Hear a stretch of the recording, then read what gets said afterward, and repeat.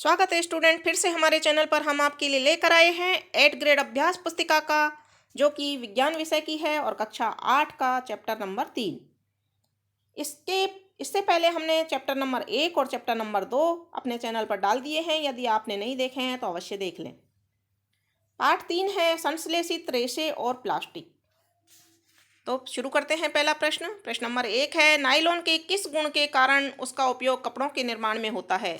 तो हम आंसर लिखेंगे, नायलॉन का रेशा प्रबल, प्रत्याश और हल्का होता है तथा यह चमकीला और धुलने में सुगम होता है। अतः इन गुणों के कारण इसका उपयोग कपड़ों के निर्माण में होता है। प्रश्न नंबर 2 है, बरसात के दिनों में आप संश्लेषित रेशे और प्राकृतिक रेशे में से किस रेशे की निर्मित छाते का प्रयोग करेंगे और क्यों? तो इसका उत्तर होगा, बरसात के दिनों में हम संश्लेषित रेशे से निर्मित छाते का उपयोग करेंगे, क्योंकि संश्लेषित रेशा वाला छाता जल्दी से सूखता है, यानी शीघ्र सूखता है, वजन में हल्का होता है, टिकाऊ होता है, सस्ता होता है तथा जल को अंदर आने से रोकता है। प्रश्न नंबर 3 है, खाद्य पदार्थों के संचयन हेतु प्लास्टिक के पात्रों का उपयोग के 3 प्रमुख लाभ लिखिए। तो प्रमुख लाभ हैं 3। प्लास्टिक कम क्रियाशील होता है और यह खाद्य पदार्थों से क्रिया नहीं करते हैं, जिससे खाद्य पदार्थ खराब नहीं होते हैं। दूसरा, वजन में हल्के होते हैं। तीसरा, प्रबल और चिरस्थायी, यानी कि जल्दी से टूटते नहीं हैं। प्रश्न नंबर 4 है, क्या कारण है आग बुझाने वाले कर्मचारियों के कपड़ों पर आग बुझाते समय आग नहीं लगती है? क्योंकि आग बुझाने वाले कर्मचारियों के कपड़ों पर मेलामाइन प्लास्टिक की परत चढ़ी होती है, जो उन्हें अग्निरोधक बनाती है, इसलिए उनके कपड़ों में आग नहीं लगती है। प्रश्न नंबर 5 है, तालिका में रेशों से निर्मित कुछ वस्तुएं दी गई हैं, जिन्हें प्राकृतिक और कृत्रिम रेशों से निर्मित वस्तुओं में विभाजित कीजिए। तो यहाँ वस्तु का नाम देखते हैं।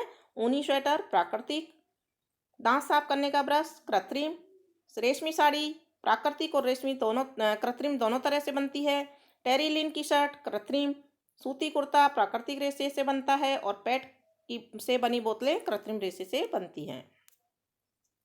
प्रश्न नंबर 6 है, कचरे के ढेर से गाय व अन्य जानवर खाद्य अपशिष्ट के साथ साथ पॉलिथीन की थैली व खाद्य पदार्थों के रैपर भी निगल लेते हैं, इनसे उनको क्या नुकसान हो सकता है?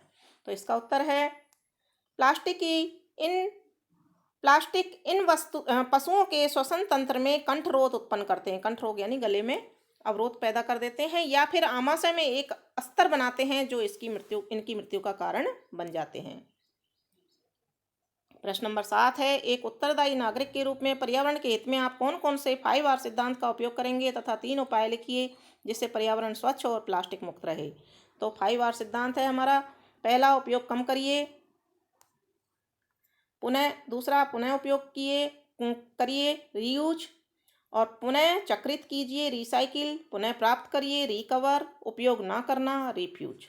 ये 5R सिद्धांत है, इसको हमें अपनाना चाहिए। 3 उपाय हैं, प्लास्टिक की थैलियों को जलाशयों में या सड़क पर नहीं फेंकना चाहिए, खरीदारी के समय सूती थैला या जूट का थैला उपयोग में लेना चाहिए, प्लास्टिक का उपयोग कम से कम करना चाहिए। ये 3 उपाय हम कर सकते हैं।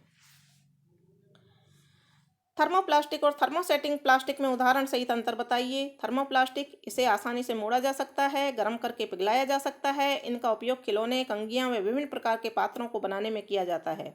उदाहरण, पॉलीथीन या पीवीसी।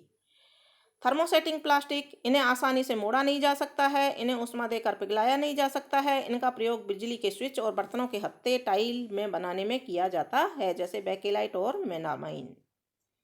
अब है प्रश्न नंबर 9, जहाँ तक संभव हो प्लास्टिक के उपयोग से बचिए, इस कथन की व्याख्या कीजिए। तो इसका उत्तर है, प्लास्टिक एक जैव निम्नीकरणीय पदार्थ है जो प्राकृतिक प्रक्रियाओं द्वारा सरलता से विघटित नहीं होता है। चूंकि यह अपघटित होने में कई वर्ष ले लेता है, अतः यह पर्यावरण का हितैषी नहीं है। यह पर्यावरण प्रदूषण का कारण बनता है। जब इस संश्लेषित पदार्थ को जलाया जाता है तो भारी मात्रा में विषैली गैस उत्सर्जित करके पर्यावरण को प्रदूषित करता है। कूड़े करकट में फेंकी गई प्लास्टिक की थैलियों को पशु खा लेते हैं, जिनसे उनकी मृत्यु हो जाती है। नदियों के साथ यह बहकर सागर जलाशयों में जल को प्रदूषित करता है। अतः इन सभी समस्याओं के समाधान के लिए जहाँ तक संभव है इस प्लास्टिक के उपयोग से बचना चाहिए। प्रश्न नंबर 10 है, जैव निम्नकरणीय और अजैव निम्नकरणीय में अंतर स्पष्ट कीजिए। तो जैव निम्नकरणीय वे पदार्थ होते हैं जो प्राकृतिक प्रक्रिया जैसे जीवाणु की क्रिया द्वारा अपघटित हो जाता है। जैव निम्नकरणीय पदार्थ कहलाते हैं, जैसे पत्तियां, मृत जीव आदि। और जैव अनिम्नकरणीय या अजैव निम्नकरणीय पदार्थ वे होते हैं जो प्राकृतिक प्रक्रियाओं द्वारा सरलता से विघटित नहीं होता है तथा अपघटित होने में कई वर्ष ले लेता है। जैव अनिम्नकरणीय पदार्थ कहलाता है, जैसे कि प्लास्टिक।